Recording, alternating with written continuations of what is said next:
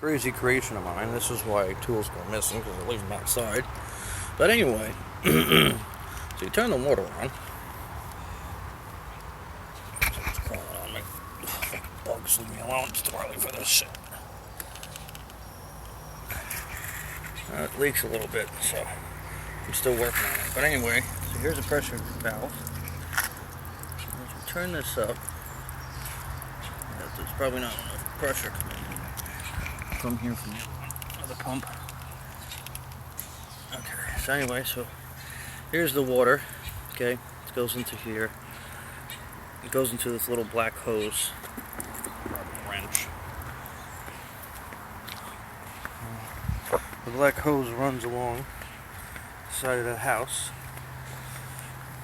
all the way down, between the crack of the concrete, hides up the side of the greenhouse where it dips inside, to the sprayers.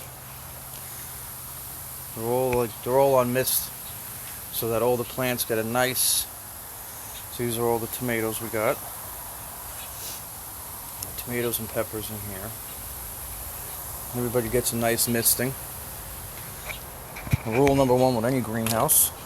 I hear my crows. So you kind of just want to keep the door closed. Keep all the critters from walking in there. So anyway, so the misters all go through there. It waters both greenhouses. In the back, there's a junction. You guys can just about see through the greenhouse, where the hose then comes back out, runs down, and it's buried underground. Runs all the way this way underground, where it comes up right at that junction, goes up inside to this greenhouse, which is where all the herbs are at. And here it's a little bit more complicated what's in here, because we have really everything packed in here. We have oregano, Greek oregano, we have parsley, we have more oregano, we got Thai basil, we got Italian basil, we got rosemary, we got chives, little pods or pea pods. We got pea pods in the back over here getting watered, and we have asparagus behind them that are starting to sprout up. I have my spinach in the back. I got some pea pods over here. I got some different pea pods in that pot. These are all different types of beans and pea pods over here. Different types of beans. I got my hot jalapeno peppers in the back.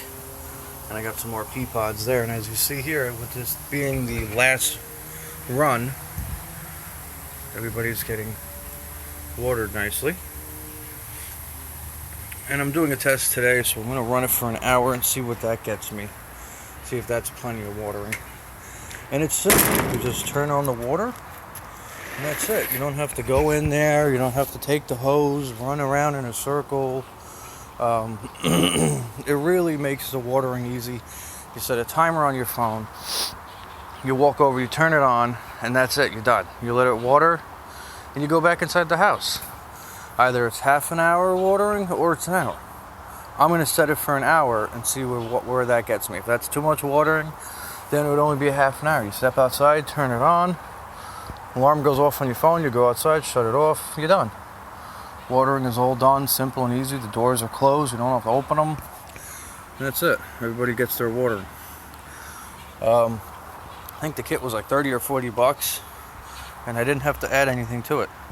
Except for, the only thing I did add to it, like I was showing over here, that's still a work in progress because it's leaking, because I need to change the gasket on it and try to make it tighter. So you see it leaks from there because the threads on that black piece didn't fit on my pressure valve. So I kind of like crammed it on there as tight as I could, and then I ended up I ended up using silicone on it. And then you see is all these parts, these pipes and hoses and stuff all come with it. So all I did was I butted off the 4-way, 3 ways of it, and I used the bottom one. And then you use that to cause pressure. Those 2 runs. So it's about like 3 inches on the bottom, and 4.5 inches on top to cause even pressure. on it. And then as it runs, it stays below 40 psi, which is good, so that it doesn't blow the lines. So the difference in the height of here, so when the water comes down through here, when it goes down and shoots back up, it keeps it down at 40 ps, keeps it below 40 psi at all times. And you can turn this up as high as you want or as low as you want, and it's always going to stay at 40 psi. You know, this can even, like, I can turn it down because it's all the way up. So I'm not pushing as much water into there as possible. And I could start turning it down. And it's going to stay at 40 it's going to stay just below 40 psi. Just by doing a little bit of moving around of stuff, because it's as you see, it's rated for 120, and just by doing a little system down there, I was able to actually control it. And I feel like sooner or later this thing's going to pop off or some shit, because it isn't on there completely, but I am in the works of looking for a different head attachment so that I can actually just thread that on so it doesn't leak, as you see. But doesn't cause that much difference in pressure. The only thing is that this water chamber, if it didn't leak, would have actually come up to the top of here. But other than that, that's my little sprinkler system I did. I did it yesterday. I got off work around 7-ish, a little after 7:30. Went over to the auto shop, dropped off my pickup truck, picked up my Challenger that was there. Came back here and I did this till like 12 o'clock, so 8 to 12 really is when I kind of started this. So it only took a couple hours from one person, and all this was really just planning it out on my own. What are we, 7 minutes into the video? And you gotta remember that this greenhouse is gonna get watered before the other one, so that's one of the things you always have to remember, is that this one's going to get watered before that one, but not by much, maybe like a few minutes, a few seconds, nothing crazy.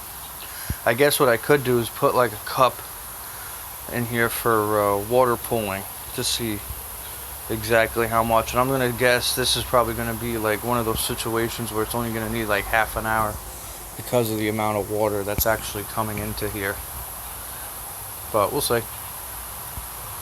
We'll see, we'll run it for an hour, see what an hour does. An hour drowns everything out, then it's good, because I'm doing it early in the morning. It's going to get hot today, and it's going to burn off all that water. And if an hour is too long, then I'm going to knock it down to half an hour. See what happens after half an hour of watering when it's dry out. When everything's dried out, see what half an hour does for me. And then if that's still too long, then 15 minutes. And then it's really simple, because you just think about how much time you save. You know, you're not taking the hose going to one planter at a time, which takes forever to water. This is to amplify your time and make it easier and make it nicer on the plants. You know, it's a mister that's coming off. They're positioned exactly where they're supposed to be, versus dragging a hose around and you're running in a circle. This is just, you walk over, you turn it on, you let it do its thing, you shut it off, you're done. Simple. You know, it's really makes your life 1,000 times easier. So that's my sprinkler installation I was doing yesterday. That's how it came out. Now it's just messing around with times.